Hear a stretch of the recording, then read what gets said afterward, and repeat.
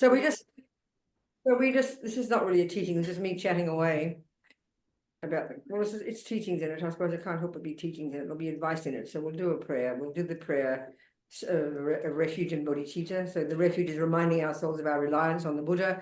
And then the second two lines of this prayer are reiterating our they're reiterating our motivation for doing this, is bodhicitta motivation, which is exactly what drives all these amazing holy beings like Lama Yeshe and Lama Zopa, whom we're praising today. The quality of bodhicitta was what defines them. We try to replicate that. So we just sing that little prayer. Sangye chadan, soke chognam la, jang sho baru dagmi kyap suchi, dagi chonyen gipe sonan ki, rola penchir sangye drupa sho. Sangye chadan, soke chognam la, jang sho baru dagmi kyap suchi, dagi chonyen gipe sonan ki, rola penchir sangye drupa shok. Sangye chadan, soke chognam la, jang sho baru dagmi kyap suchi, dagi chonyen gipe sonan ki, drola penchir sangye drupasho. Well, everything that I say and everything that whatever I learned so far has come. I started with Lama Yeshe, there's no question. When I first met him and Lama Zopa together, but Lama Yeshe was the one who kind of hooked my mind. And so if we want to look at the qualities he had, he has all the qualities of any holy being. As Geshe Tekchok, when he talked about Lama after Lama passed away, he said, I cannot, say he is a realized being, but he did the activities of all the holy beings, And so the quality of Lama that I find even now, and I've had the privilege of having to edit some of his teachings to make them available to us in the West in English, the quality that I never failed to be amazed by was his ability to talk like us. I mean, and that's all the more shocking in a way, surprising, when you really do understand that the Tibetans, they were locked up in the Himalayas since they created their own language back in the 8th century, especially for the Dharma, and that never changed. So when the Lamas talk, they talk as if it was 8th century, 10th century, 14th century, It's not just the words, but the constructs, the framework, the reference points. And that's something that when I first heard Lama Zopa's teachings, he talked like that. And I had no idea what he was talking about. I understood the English. But Lama Yeshe would come along in the evening and he talked like us. He talked in the most psychological way. Somehow he got the essence of all this incredible body of knowledge that's been around for 2,000, 3,000 years, coming back from these genius Indians, as His Holiness says. They were the ones who began the investigation into the nature of self. And Buddha came out of that incredible tradition. Then Lama had this ability to completely touch our hearts, because when we understand Buddhism, it is about the mind, and that's Lama's expertise. And I always joked that he was really a hippie, but he pretended to be a Tibetan, because he talked. It's astonishing to me that, when you look at his words, for example, I always say this, there's one word we all know in Buddhism. You hear the word affliction. It's the word they use that's coming from the Tibetan and the Sanskrit that refers to all the neurotic states of mind, attachment, anger, jealousy, all these. That's the term they use. Well, Lama never used it. He just somehow knew it was an arcane word. I don't know how he knew. He made up his own words. I mean, he had so many ideas in his incredible effort to convey to us, about our own human mind. He was astonishing in this way. And he still stands out, in that way. He's utterly remarkable. So I know for me, my first teachings were 1 month intensive Lam Rim with Lama Zopa, and then the evenings were Lama Yeshe. And I'm sure, I don't think I would have had the ability to really stay around if it hadn't been for Lama Yeshe, if it hadn't been for Lama sort of touching right at the heart of all the teachings. And that's constantly what he did. He was a scholar, he was a yogi, there's no question. And the other quality of Lama that really is amazing, he was unbelievably humble and unassuming. He was really like a real genuine yogi. He didn't care, he could not care about what people thought of him. He didn't show any aspect of being a high Lama, in neat robes and looking beautiful. He would wear these rough, funny robes, all funny colors. It was almost like he wanted to look like like an old hippie. There was no arrogance about him, no kind of. But what was amazing too, because I mean, when we first met these teachers, and when I first met them, I didn't know what it meant, a Lama. I had no concept, no reference point for it. You know, we don't have I mean, we talk about mentors, but to have this level of a mentor whom you learn to see as a living Buddha, there's nothing like that for us. So I wouldn't know, had no idea how to treat, how to be respectful, even how to behave nicely. But so for us, it was so incredible. There was Lama Zopa Rinpoche, who was considered a Lama. He had this term Rinpoche. He was recognized as a little boy. He was formally recognized as a reincarnated holy being. He looked the part. He had this impeccable behavior. But the interesting point was Lama was this high being, but Lama looked like an old hippie. So because Lama was so open and easygoing, that sort of gave us permission to be easygoing and open back with him, which means to be treating him casually, which is nothing wrong. But if we, you know, but with Lama Zopa, there he is, this holy person, and the way he behaved in front of Lama showed us Lama's qualities. When you saw this person who was called a Lama, Lama Zopa, who was recognized formally as a Lama, Lama Zopa, Lama Yeshe wasn't, even though Lama was recognized as a little boy, as the reincarnation of a previous abbess. But, you know, these patriarchal Tibetans being the way they were then, Lama wasn't formally recognized because she was a female, you know, this previous reincarnation. So he was a holy being from the beginning. But he acted so normally. But the Lama Zopa, his way of behaving in relation to Lama, it showed us Lama's qualities. We wouldn't have known otherwise. He just looked like a boy, you know, like a young boy. No artifice, no airs. But that was so amazing, having Lama Zopa as his disciple, showing us how to behave, you know, and then showing us by his own behavior the qualities that Lama Yeshe had, because we can't see, we're not clairvoyant, you know. So somehow Lama Yeshe, I think his, like Geshe Tektok said, his qualities were, all his activities were the activities of all the holy beings, you know. And he was just, Tibetans are very traditional and very patriarchal. But Lama just had his own style. He could see immediately, you know, that we in the West, the women kind of felt lower and would, especially when the monks sit in front of the nuns and so on and so forth, being very Indian. So Lama was so kind to us all, you know. He appointed women in the top jobs. His main secretary, when he was in, you know, was this young nun, Yeshe Kado, who looked this cute 22-year-old, and he would take her down to the monasteries with him. I mean, risking his reputation totally, having a cute nun to be his attendant. He didn't care what people thought. He was so kind of, he saw the qualities in people, and regardless of the system, he would respect, you know. He appointed women in his top jobs in the centers. He was very extraordinary in that way. I remember when His Holiness was invited, when Lama Yeshe was one of the many heads of centers in Europe in 82, the year, like 2 years before he passed away, who invited His Holiness the Dalai Lama. And Lama was amazing. He appointed 10 people to be security guards for His Holiness, and 5 of them are men and 5 are women. This was totally unusual. And somehow I won the lottery, and I was one of them. You know, I could not believe it. I felt I'd won the lottery. I couldn't believe it. But he made us wear lay clothes. And again, it's like risking his reputation. We wore these the men wore grey slacks, white shirts, maroon ties, and navy blue jackets, you know, and we women had to wear these cute little green plaid skirts with maroon jackets and yellow blouses, you know. I went to Milan, my friend in Milan took me shopping, and I bought these knee-high maroon boots. And I thought I better look like a lady, so I wore lipstick, right? And I had hair, and Lama used to laugh at me and say, "I think I like you better like that." You understand? So he just had this way of joining the current, joining the world in which he lived. And that, of course, is the quality of a bodhisattva. They're adaptable. They're totally adaptable, you know. Lama adapted to the modern way. And it just pleased people so much. And you felt kind of included. I mean, many people who had very traditional teachers who didn't speak English, for example, always felt they were kind of not respected or whatever, especially women. Not Lama, not with Lama. He was remarkable in that way, quite remarkable. You felt included. You felt like he saw you, you know. I mean, even the robes we wore, if you notice, I don't know if you noticed, when His Holiness, he always has this, and Lama Zopa, they have these yellow, you know, this shirt here that's called a donka. And his, in this section is yellow normally.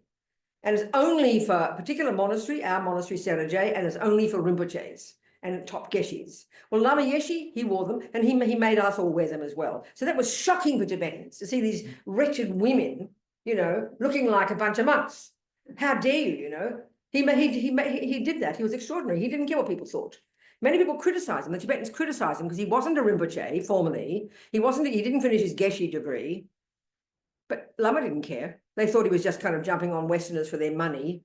You know, he didn't care what people thought. He was really, in that sense, he was genuinely a yogi. And again, Lama Zopa would always praise his qualities, both as a scholar and a yogi, highly realized being. We can't tell. He looked like a boy, you know.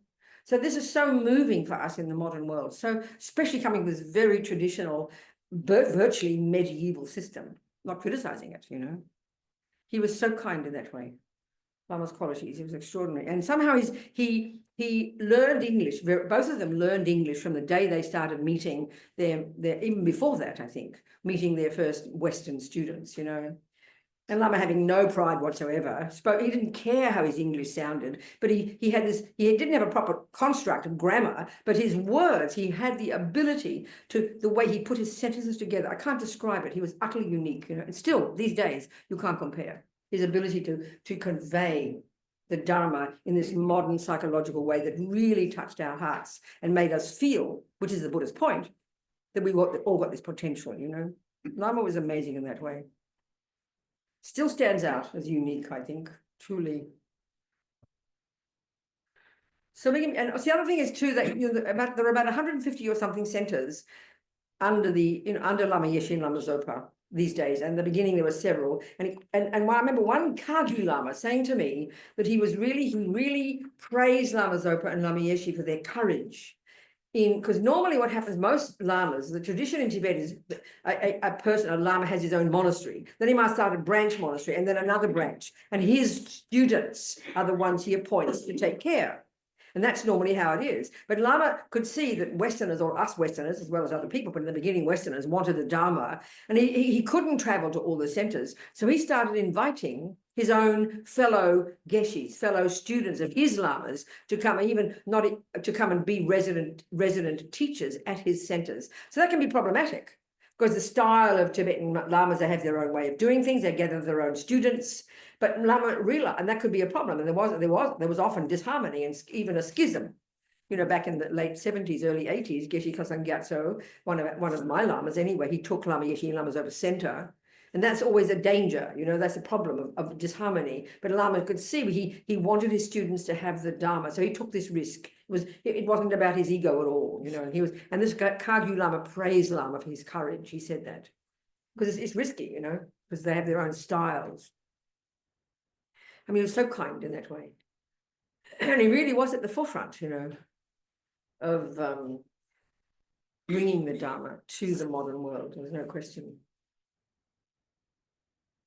I mean, you can tell stories, but when you tell a story, it's just about yourself, and that's boring, you know. But to talk about Lama's qualities, I think they're the essential ones, you know. And of course, he was very charismatic. I mean, you can be a brilliant yogi and still be kind of totally boring when you talk, you know, and you make people go to sleep. No, Lama was also charismatic, which helps. It gets you all excited, you know. He was incredibly charismatic. And also women particularly loved Lama. It was very funny watching this. I remember one time, and Lama also, he didn't care how he looked. He was incredible. One time in Hong Kong, I remember I was there, and someone had given him this outrageously beautiful, magnificent, what's those Japanese? Kimono. I mean, like a royal one. And Lama came down for breakfast with his royal kimono on, his baseball hat, and his sunnies, you know, his sunglasses. And I remember, and women just were captivated by Lama. He'd stop him in the street and talk to him. And he was just, somehow women just adored Lama, you know. And he joked to us, you think I'm female, he said, you know, he joked about that. Because we always thought him as Tara, of course. You people think I'm female, he said. There's no F sound in Tibetan, you see. So he had just these qualities. And he was funny. He was hilariously funny. I mean, he was hilariously funny, but intense. He scared the life out of me, you know. I had to be very careful. So I don't know what to say. That's a few words to say about Lama, okay? That's all I want to say. What can I say? Unless you ask me some questions. Maybe it's good to talk about why we need one of them. Recently, talking to a person, she said, root guru, what's that? Do I need one? She said. These phrases they have. So I said, well, if you're going to learn music seriously, what's your first step? Well, I'd watch a video. I said, then what, you know? Then you'd find a teacher. Well, that's pretty obvious, isn't it? So but we tend to think, if we hear the word guru, we think, oh, that sounds kind of different. It's a religion, right? But actually, you know, my mother taught me, okay, Lama Yeshe said, this is the necessity for a person who's labeled a guru. I heard the word means heavy with qualities, you know. And I remember Lama said, Buddha is dead.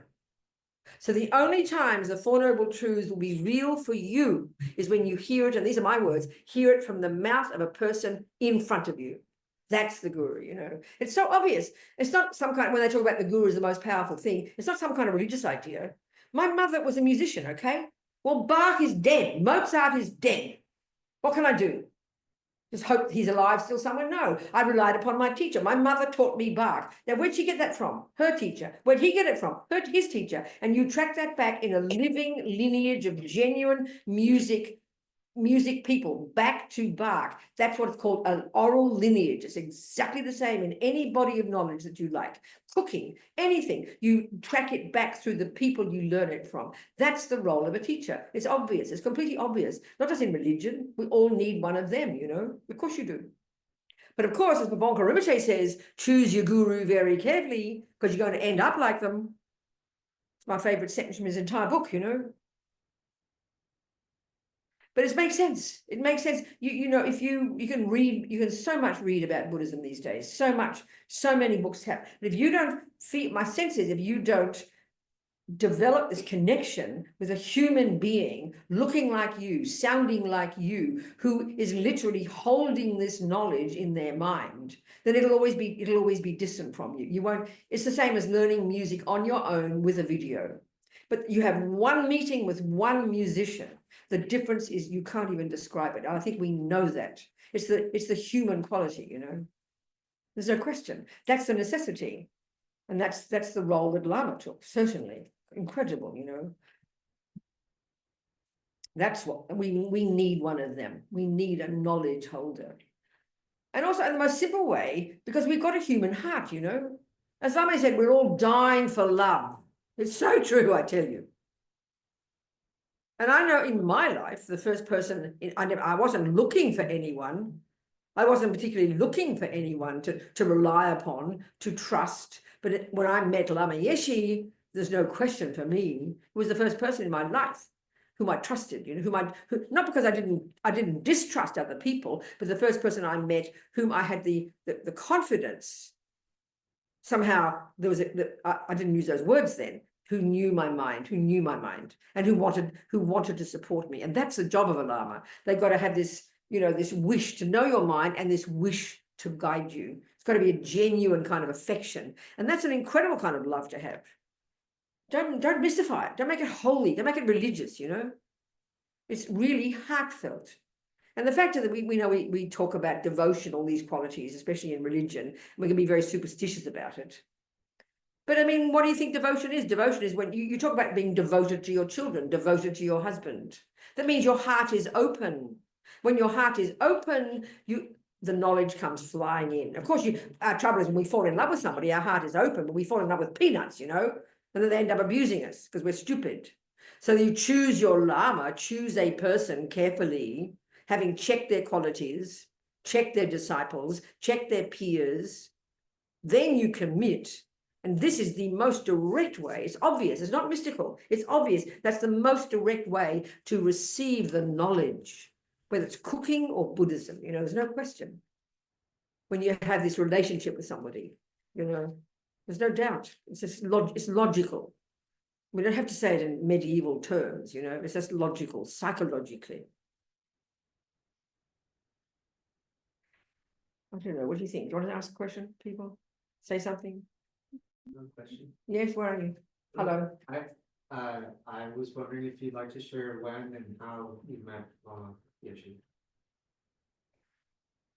Yeah, quickly. I can talk about it quickly. Yeah, I was at 31 in Australia, and I was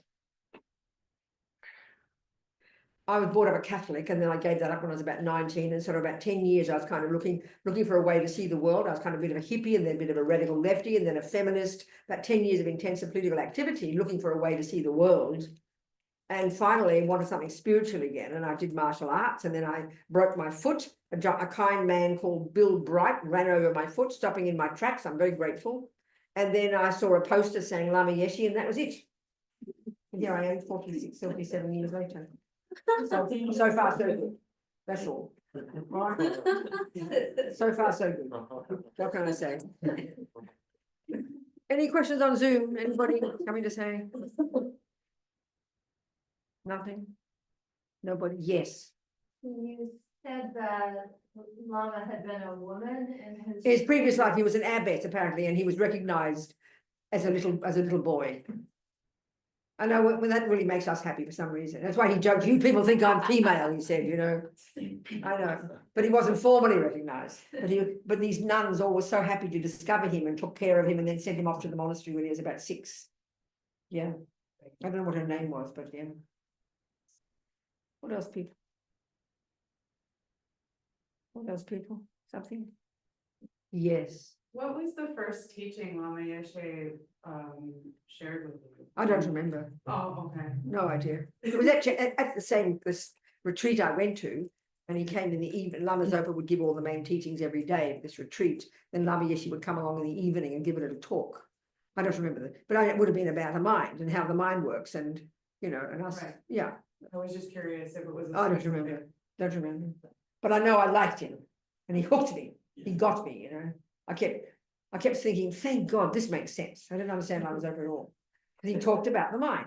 And that's the thing about the Buddhist teachings. I mean, it's a really incredible body of knowledge, tracking back to these amazing Indian yogis and scholars from 3,000 years ago, a vast body of knowledge about the nature of the universe. But the essence of it, of course, as we understand Buddhism, the essence of it is the mind.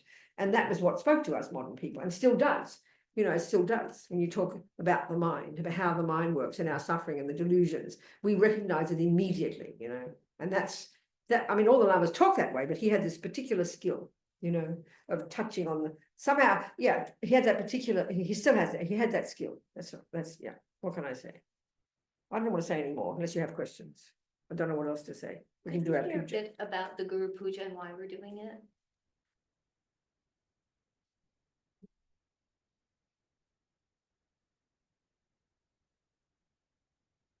The essence of the approach, especially, okay, there's different levels of teachings. The teachings that we all share with, say, the Theravadan path, all the teachings you would receive if you were in Burma or Thailand, all the teachings about karma and the mind and the Four Noble Truths and what suffering is and how to get rid of it. That's the teachings we share. All the Buddhist traditions in the entire world share those teachings. Then you've got the teachings that are unique to the Mahayana path, the Bodhisattva path, which come in Taiwan and China and Japan, and of course in Tibet. But then you've got the most esoteric or the most advanced teachings, if you like, and they're really only extant in the Tibetan Buddhist tradition. And that's known broadly speaking as, you know, they have these different yanas or vehicles. So there's the first vehicle, and then the Mahayana vehicle, and then you've got the Tantrayana vehicle, the more advanced level, the most, if you like, the most sophisticated teachings, both philosophically and psychologically.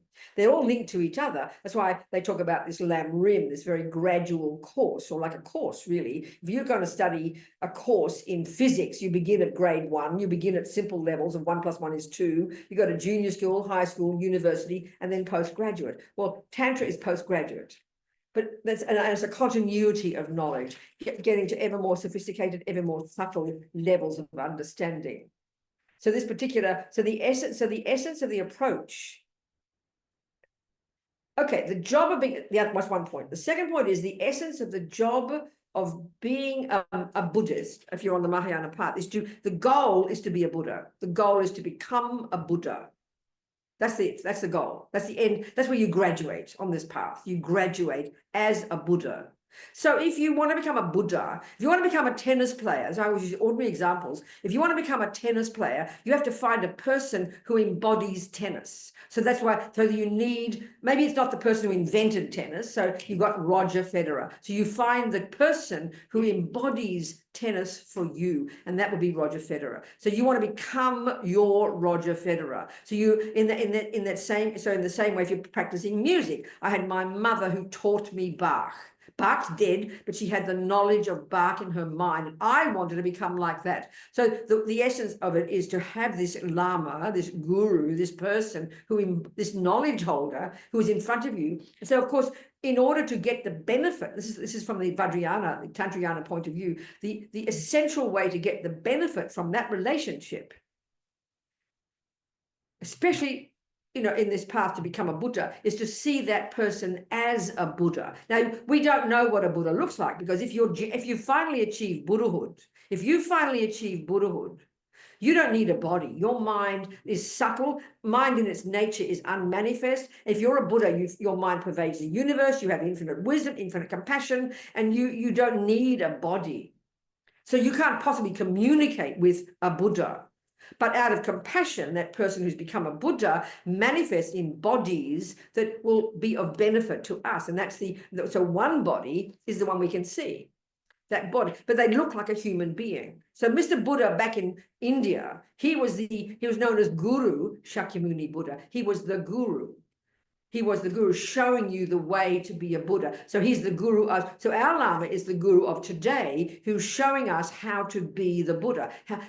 So then but you can't see what a Buddha looks like. He looks like a human being. He looks like a human being, you can't tell because we're not clairvoyant. So you have to have confidence in that person as being the Buddha for you. The Buddha, he's your Buddha. So Lama Yeshe for me, Lama Zopa, His Holiness Dalai Lama, my other Lamas, you practice seeing them as the Buddha.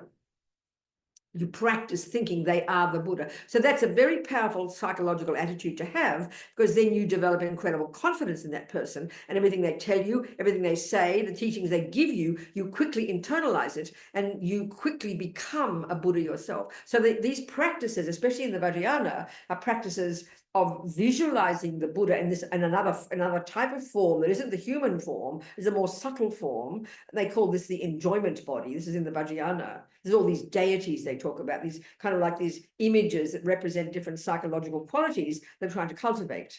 And that's very abstract for us. So we visualize in this particular practice, it's called offerings to the guru. We're visualizing our Lama, our guru, as in this particular aspect of the Buddha at a more subtle form.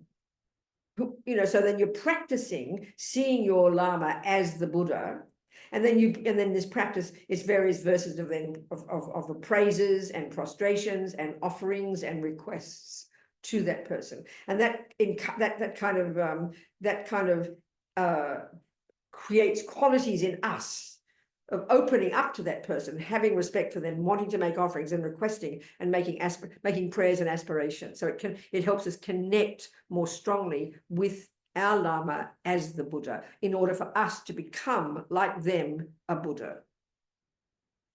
I don't know if that helps, but that's the answer. Thank Will that do?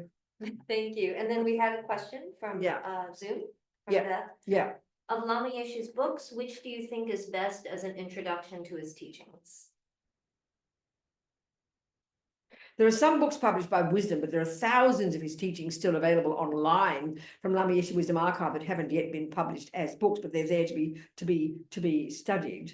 And I would say any of those books of Lamas are really perfect introductory teachings, Perfect. There are thousands of his teachings available, Lama Yeshe Wisdom Archive. But certainly, if you want to know about a more for example, there's a book that's out recently called Mahamudra, which is very delicious, which is about this particular meditation practice on how to realize emptiness, but it's also about the nature of mind. So that's very encouraging. And even though it's a more sophisticated practice, it's very accessible to us. That's a really excellent book, Mahamudra. If you want to understand Tantra, Lama's book on Introduction to Tantra, edited by my dear friend sitting right there, John Landau. We worked on it together like 45 years ago. We're both still alive. We're both born the year of the monkey, John, but you're born in August and I'm born in December. So we're both 81 this year. We're still alive, John. He edited that book and I worked with him at Wisdom Publications. So that's another book I'd recommend. And then another question. Yes. Can we practice the Lam Rim without a guru? If so, which Lam Rim book do you recommend? You can read any of the books. You can read any of the teachings. You can read and watch videos about tennis without ever meeting a tennis player. Yes, but you won't get far. And I can't possibly say which one is best. You have to look for yourself. But I mean, there are marvelous books. It depends, you know. I mean, if there's so many of these teachings, so many of these books available, a really incredible body of knowledge. So I'd suggest if you look at wisdom publications, they've got many published.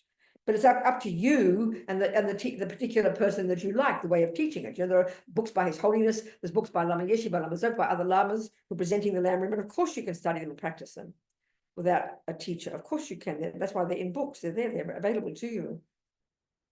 Absolutely. But look at Wisdom Publications publishing list. You're going to find some really good ones there. That's it.